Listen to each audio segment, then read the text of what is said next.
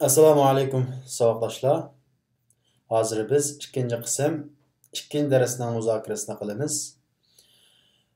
Ko'rganinglardek, bugungi darsimizda asosliq so'zlangan grammatikalik mazmun nima deganda, bugungi darsning grammatikalik mazmunining birinchisi laysa haqida to'xtaldik.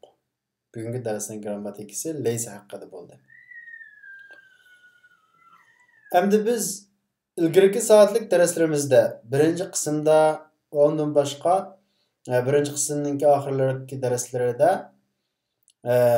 sizning o'g'il qarindoshingiz bormi, sizning qiz qarindoshingiz bormi deganga o'xshash savollarga bo'lishsiz shaklda javob bermoqchi bo'lgan vaqtimizda mani ishlatib javob bergan. Mali axon, mali uxton deb, mening o'g'il bir tuqqanim yo'q, mening qiz bir tuqqanim yo'q deb.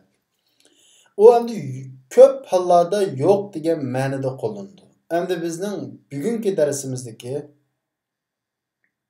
darsimizdagi asosliq o'rgatmoqchi bo'lgan narsa nima deganda, shu ismliq jumlaning beshiga kirib, ismliq jumlani bo'lishsiz qiladigan laysani o'rgatmoqchi. Endi bu laysa ismimizda olsun fe'l.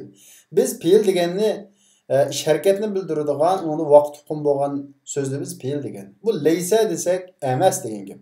Buningda bir vaqt hukmi yo'q. Bu nimada buni o'tgan zaman fe'l deymiz deganda, buni ba'zi o'quvchilar so'radi. Buni biz o'tgan zaman fe'li deyishimizning sababi bu laysa jamid fe'l deganda uni vaqt hukm bo'lmaydi. Undan boshqa turlari, ya'ni fe'l mudari, fe'l amr deganga o'xshagan başka türlü türlenmeydi. Ama bunu fiili madi deb atışımızın sebebi nima deganda, bu qurilma jihatda, o'lcham jihatda fiili madi o'lchimida. Shuning uchun biz buni fiili madi deb ataymiz. Endi biz buni bugun jamid fe'l dedik. Bu jamid fe'l degan nima deganda, jamid degan gapning so'z ma'nosi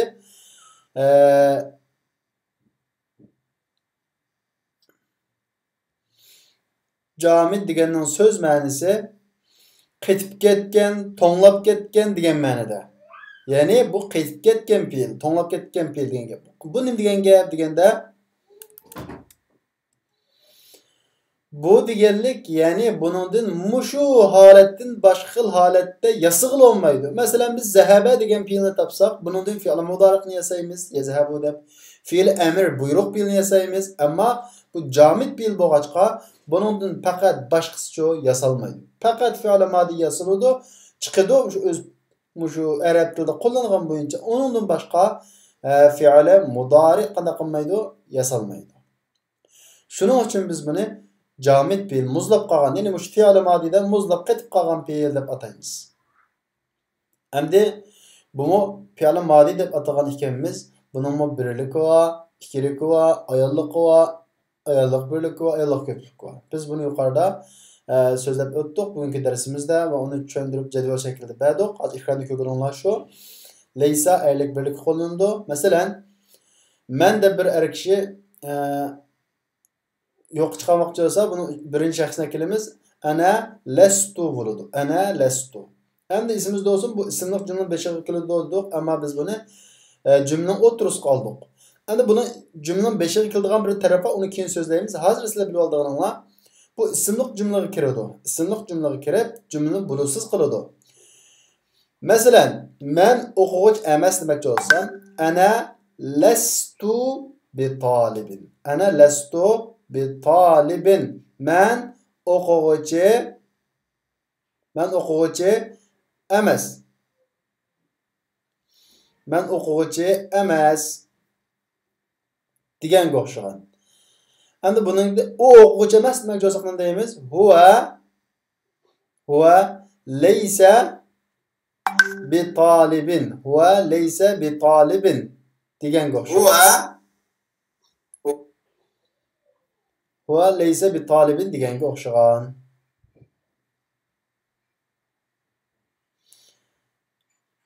Endi ba'zi o'quvchilar kirmay qoldi. Hozir men adresini yana bir qatim o'rgatib beray. Hozir men darsxonaga avatgan adres bo'yicha kirsanglar, kira olasizlar.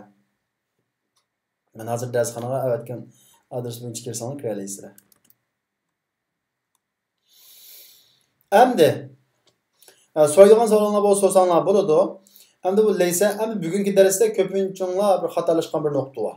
Bugungi topshiriqni qarasam, nima deb xatolashibsizlar deganda, bular masalan, amudarrisun anta, sen o'qituvchimi deb savol so'ragan bo'lsa, buni javob berganlar nima deb javob beribdi desa, la ana lasta bimudarrisin debdi.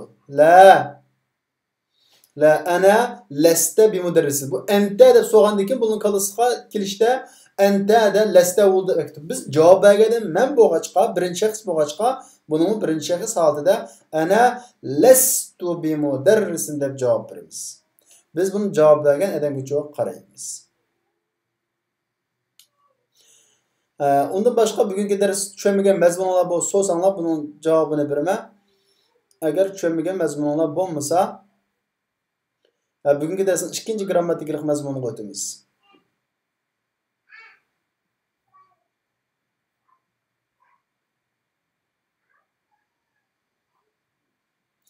Ama yeni bir qarindashimiz bayat darsxona bunda bir savol so'rabdi. Leysali ihvatun. Leysali ihvatun. Masalan, alaka ihvatun. Sizning o'g'il qarindoshlaringiz bormi desa, la, ya. Leysali ihvatun dedik. Mening nimam yo'q, o'g'il qarindoshlarim yo'q. O'g'il qarindoshlarim yo'q.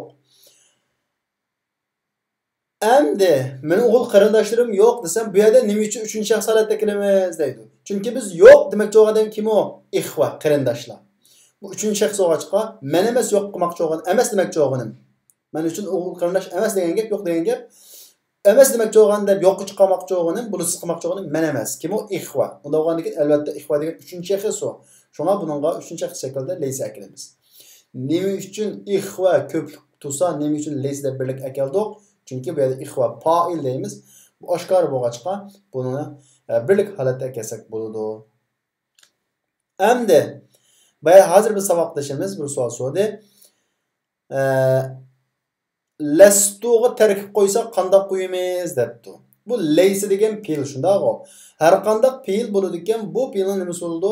Fa'ili bo'ladi. Shu fe'lningki qilg'uvchisi ish harakati bo'ladi. Lastu desa emasman degan bo'ladi. Unda bo'lsa laysa fe'l, tu degan bu tutash kelgan olmash, ya'ni domir fa'il bo'ladi. Fa'il bo'ladi. Endi laysaninki xabarga, ya'ni xabar qilg'uvchisi xabariga nima kiradi? Ba harfi jar ko'p hollarda birga kiradi. Ana lastu bi talibin deganga o'xshagan. Shunga laysa fe'l tuju fa'ili. Uni boshqa tushunmagan mazmunlar bo'lsa so'ranglar. Endi biz bugungi darsimizda ikkinchi qilib qaysi mazmunni o'rgandik deganda, biz bugungi darsimizda ikkinchi qilib ta'tir shaklli jumlani o'rgandik.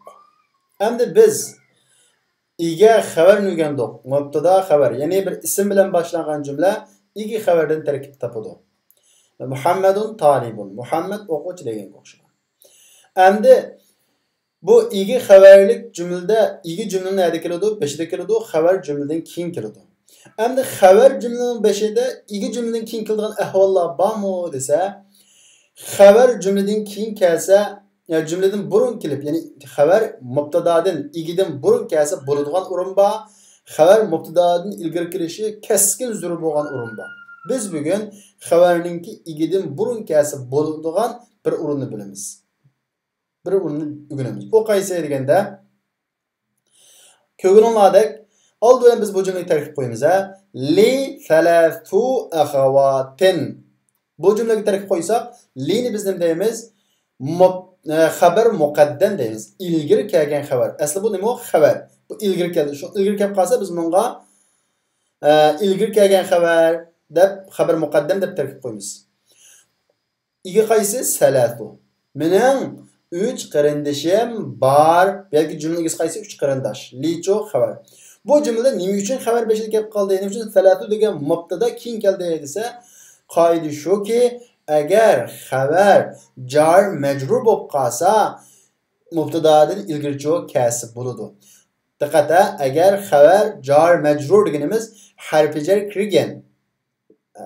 kirgan birikma bo'lib qolsa, shundaqla iga süpetlengen bo'lsa yoki izofat qilingan bo'lsa, xabar jumlaning beshida mubtada xabardan keyin kasr bo'ladi.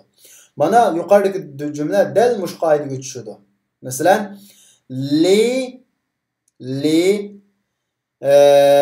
desek li lam harfi jar ya mening degan anani egilik kelish shakli. Demak, mening degan bu harfi jar kirgan birikma nima bo'ldi?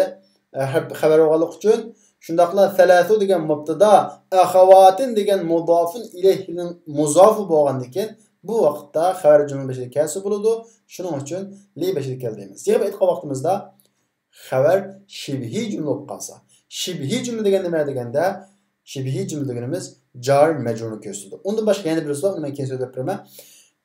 Jar majrurni biz nima deymiz? Shibhi jumla deb ataymiz. Demak, xabar bir shibhi jumla bo'lib qolib, mubtada iza muzab bo'lsa yoki sifatlangan bo'lsa, xabar mubtadadan ilgari kasr bo'ladi. Mubtada shart shuki, mubtadaning aniqsiz kelib muzab bo'lishi yoki sifatlanishi. O'shalar bo'lib qolsa kasr bo'ladi. Shunga biz buningga enini qo'shgan vaqtimizda nima deymiz? Inna li thalatha akhawatin. Yazma mening 3 qiz qarindishim bor. Bu vaqtda aslidagi mubtada garchi keyin kelsa-mu xabaridan yana o'zining qoidasi bo'yicha inning ismi so'lib zivar bo'ladi. Li xabar muqaddam bo'lgan li inning nima so'ldi? Xabar bo'ladi. Endi men bir savoqdashimiz yana bir savol so'radi. Lastu bi mudarrisinga tarkib qo'yib bergan bo'lsalar deydi. Buning bilan tarkib qo'ymaymiz endi. Leysininki yana bir qoidasi biz uni keyin so'zlaymiz. Bugungi darsimizga asosan so'zlaymiz. Shunga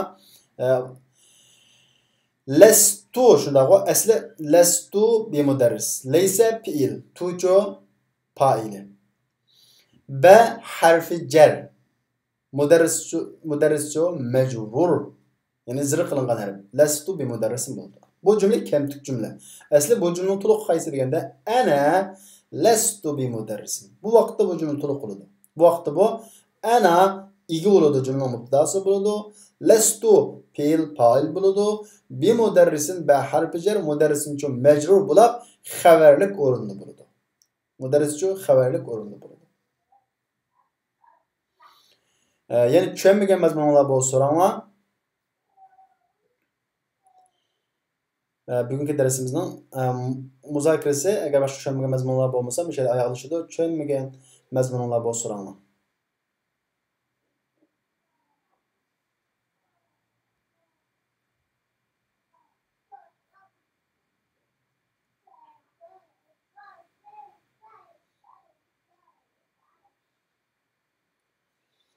Tarkib qo'yish tegishli mazmunlar bo'lib qolsa, majumlaga tarkib qo'yib pasang desanglar, men tarkib qo'yib beraman.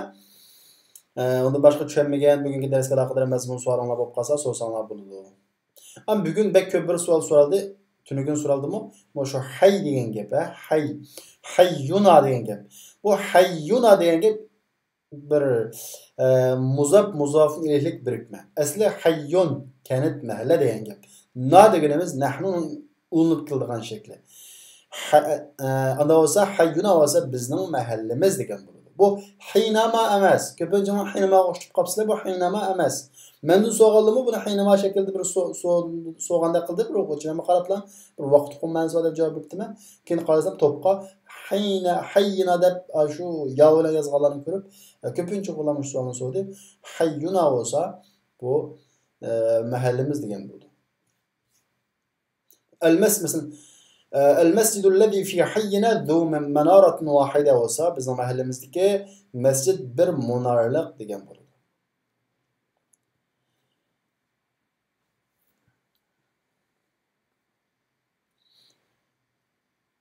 Tushunmagan mazmunlar bo'lsa so'ranglar. Agar boshqa tushunmagan mazmunlar bo'lmasa, muzokara mushada oyoqlashadi.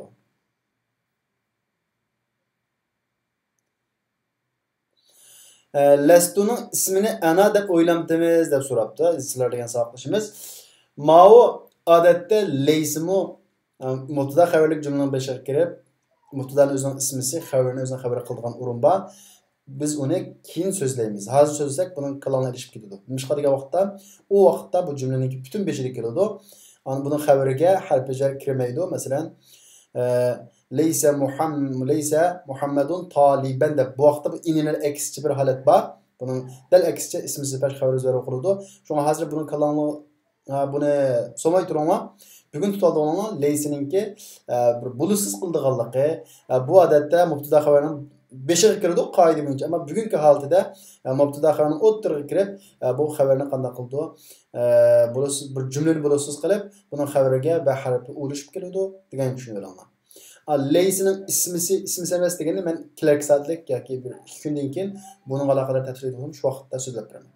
Buning bu turdoshlari bor, bunga o'xshash fe'llar bor. Naqs fe'llar qatorida so'zlaymiz buni.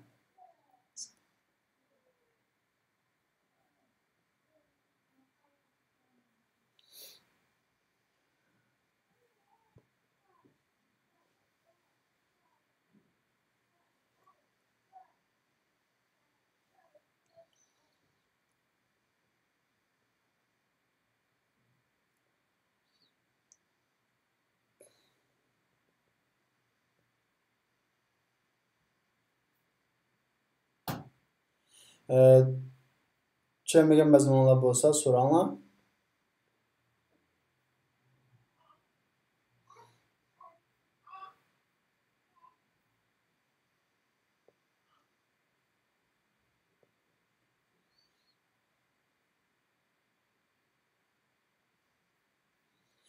Unda bo'lsa yoldaşlardan boshqa tushunmagan mazmuni yo'q o'xshaydi. Inshaalloh kelarki soatlik dars muzokaramizda ko'rishaylik. Assalomu alaykum.